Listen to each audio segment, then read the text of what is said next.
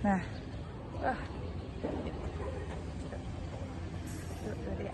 Assalamualaikum warahmatullahi wabarakatuh.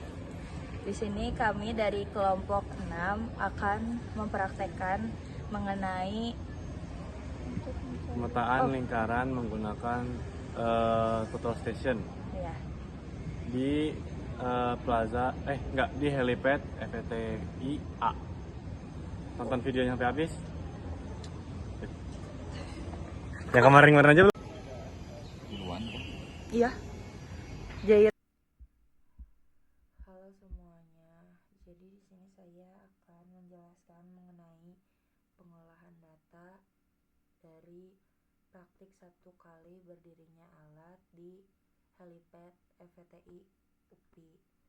Nah, dikarenakan kita sudah melakukan praktiknya, di sini saya mendapatkan data-data sebagai berikut.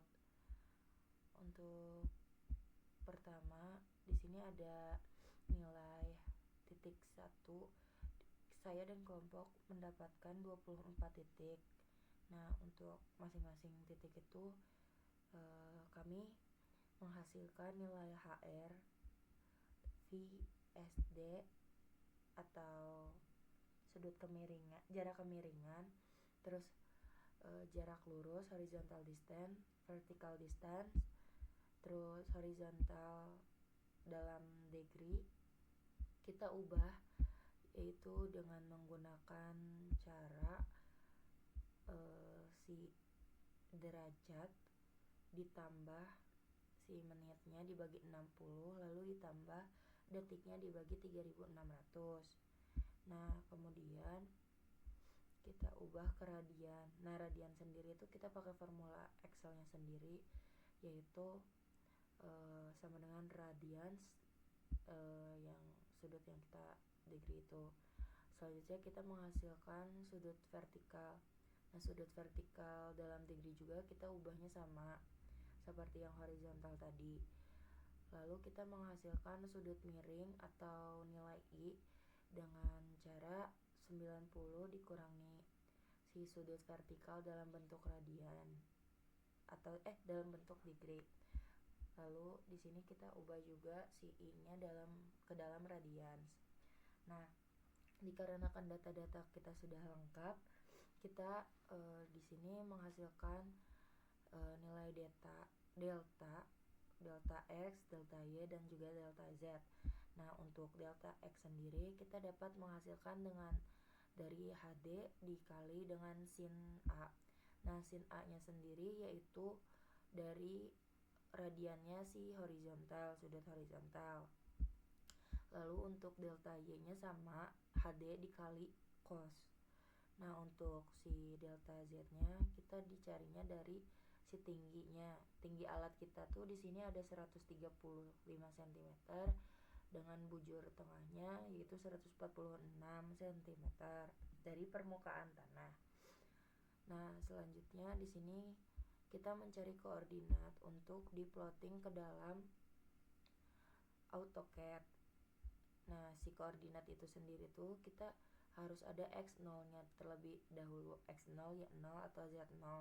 Lalu untuk mencari X0 tuh kita untuk mencari X pada titik 1, 2, 3 hingga 24 tuh kita dapat menghitungnya dengan X0 ditambah delta X. Seperti ini hasilnya. Nah, untuk Y juga dan Z juga.